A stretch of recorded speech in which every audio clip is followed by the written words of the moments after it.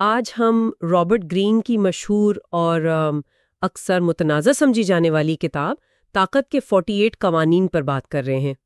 ہمارے پاس اس کے انگریزی اور اردو خلاصے ہیں، تو کوشش کریں گے کہ ان قوانین کے پیچھے جو حکمت عملی ہے نا اسے سمجھیں۔ جی بالکل، کہ طاقت اور اثر و رسوخ اصل میں کیسے کام کرتے ہیں۔ بالکل، یہ کتاب دیکھیں طاقت کی حرکیات کو بہت ہی عملی، شاید کہیں کہ بے رحم انداز میں پیش کرتی ہے، جسے ریئل پالیٹک کہتے ہیں نا۔ مطلب یہ نہیں کہ چیزیں کیسی ہونی چاہیے، بلکہ لوگ حقیقت میں طاقت کیسے حاصل کرتے ہیں، کیسے استعمال کرتے ہیں، اخلاقیات کو ایک طرف رکھ کر۔ ہاں، پہلا قانون ہی کافی چونکا دینے والا ہے، never out shine the master, یعنی اپنے باس سے، اپنے رہنما سے زیادہ قابل نظر نہ آئیں۔ یہ آج کل تو تھوڑا عجیب لگتا ہے جہاں ہم قابلیت کی بات کرتے ہیں۔ اس کے پیچھے کیا سوچ ہے؟ دیکھیں، سوچ یہ ہے کہ جو لوگ طاقت میں ہوتے ہیں نا، وہ اکثر اپنی پوزیشن کو لے کر غیر محفوظ ہوتے ہیں، تھوڑا انسیکیور۔ تو اگر کوئی ماتحت ان سے زیادہ چمکتا نظر آئے تو وہ اسے خطرہ سمجھ سکتے ہیں۔ کتاب کہتی ہے کہ انہیں اہم محسوس کروانا آپ کے اپنے فائدے میں ہے۔ اچھا، یہ تعلقات سے زیادہ طاقت کے ڈھانچے کی بات ہے۔ ٹھیک۔ تو یہ نفسیات کا کھیل ہوا۔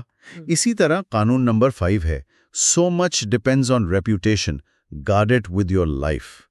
یعنی شہرت سب کچھ ہے، اس کی جان سے بڑھ کر حفاظت کریں۔ آج کل تو یہ بات آن لائن دنیا میں شاید پہلے سے بھی زیادہ سچ ہو گئی ہے نا؟ یقیناً، بالکل۔ شہرت تو جیسے طاقت کی کرنسی ہے، آج کل تو خاص طور پر۔ اس سے بنانے میں ظاہر وقت لگتا ہے، محنت لگتی ہے، لیکن ایک غلطی، کوئی افواہ، پل بھر میں سب کچھ ختم کر سکتی ہے۔ اور دلچسپ بات یہ ہے کہ کتاب اسے بھی ایک ہتھیار کے طور پر دیکھتی ہے، جیسے قانون 12، یوز سلیکٹو آنیسٹی۔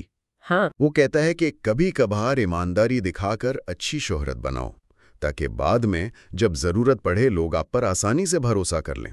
یعنی ایمانداری بھی ایک چال۔ ہاں، مطلب اعتماد جیتنے کے لیے جو بعد میں آپ کہہ سکتے ہیں دھوکہ دہی میں مددگار ہو۔ اوہ، یہ تو کافی گہری بات ہے۔ کچھ قانون تو واقعی بہت سخت لگتے ہیں، جیسے قانون 15، کرش یور اینیمی ٹوٹلی، دشمن کو مکمل طور پر کچل دو۔ اس قسم کی سوچ، مطلب اس کے پیچھے کیا منطق ہے؟ کتاب کی منطق دیکھیں، خالصتاً عملی ہے۔ وہ کہتی ہے اگر دشمن ذرا بھی باقی رہا تو وہ بدلہ لینے کے لیے واپس آ سکتا ہے، تو مکمل تباہی مستقبل کے خطرات کو جڑ سے ختم کر دیتی ہے۔ اور یہ قانون 3 سے بھی جڑتا ہے، کنسیل یور انٹینشنز۔ اگر آپ کے ارادے چھپے ہوئے ہیں تو آپ زیادہ فیصلہ کن اور بعض اوقات سخت قدم زیادہ آسانی سے اٹھا سکتے ہیں۔ تو یہ سب طاقت کو برقرار رکھنے کے طریقے ہیں۔ جی بالکل، مختلف حالات کے لیے مختلف اوزار، یوں سمجھیں۔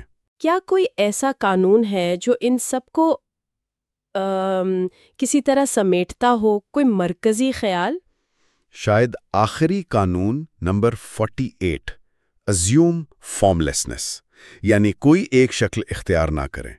یہ اڈیپٹیبلٹی یعنی حالات کے مطابق ڈھل جانے پر زور دیتا ہے۔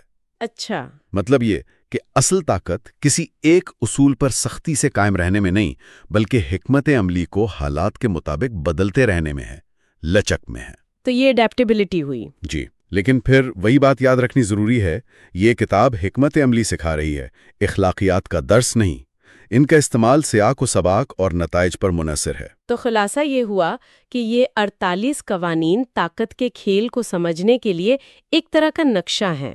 چاہے کوئی ان پر عمل کرے یا نہ کرے، انہیں جاننے سے یہ سمجھ آتا ہے کہ ہمارے ارد گرد کی دنیا میں اثر و رسوخ کیسے کام کر رہا ہے۔ بالکل، ان کو جاننا صرف طاقت حاصل کرنے کے لیے نہیں ہے، بلکہ اسی لیے بھی اہم ہے کہ آپ سمجھ سکیں جب دوسرے لوگ ان چالوں کو آپ پر یا آپ کے ارد گرد استعمال کر رہے ہوں۔ صحیح۔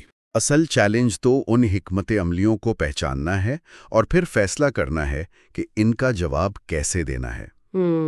سننے والوں کے لیے ایک سوچ یہ چھوڑ جاتے ہیں کہ کیا واقعی ان طاقت کے اصولوں کی دنیا سے مکمل طور پر الگ تھلگ رہنا ممکن ہے، یا پھر غیر جانبدار رہنے کی کوشش بھی آخرکار خود ایک حکمت عملی نہیں بنتی؟